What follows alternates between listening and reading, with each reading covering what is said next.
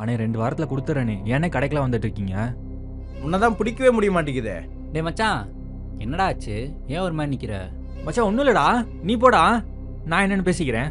டேய் என்னன்னு கேட்குறேன்ல, சொல்கிறா. மச்சான் நான் தான் சொல்கிறேன்டா, ஒன்றும் இல்லைடா, போடா. நீ வாய மூடு. அண்ணே நீங்கள் சொல்லுங்கண்ணே, என்ன பிரச்சனை? தம்பி, இவர் என்கிட்ட கொஞ்சம் கடன் வாங்கிட்டாப்புல, 10,000 ரூபாய். வாரம் கரெக்டாக தான் கொடுத்துட்டு இருந்தாப்புல. இப்போ 1 மாசமா 1 ரூபா கூட கொடுக்கல. நானும் அவன் கரெக்டாக கட்டுவான் தான் விட்டுட்டேன். ஆனால் இப்போ என்னன்னு பார்த்தா 6,000 ரூபாய்க்கு மேலே அப்படியே நிற்குது நிலுவையில்.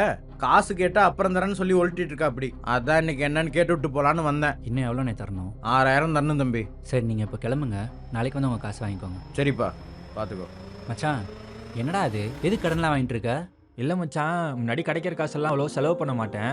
மாதம் மாதம் கரெக்டாக கட்டிடுவேன்டா. நம்ம கடை அந்த அளவுக்கு இன்னும் டெவலப் ஆகலையா, வேலையாட்களும் ரொம்ப அதிகமாக இருக்காங்க. அதான் உன்கிட்ட சம்பளம் கேட்கவே இன்னும் கஷ்டமாக இருக்கு மச்சான். மச்சான் உன்ன இருந்த மாதிரிலாம் இப்போ கிடையாதுடா. நம்ம கையில் நிற்கிற அளவுக்கு வருமானம் வருது. உனக்கு தேவையான சம்பளத்தை இனிமேல் டெய்லியும் வாங்கிக்கோ.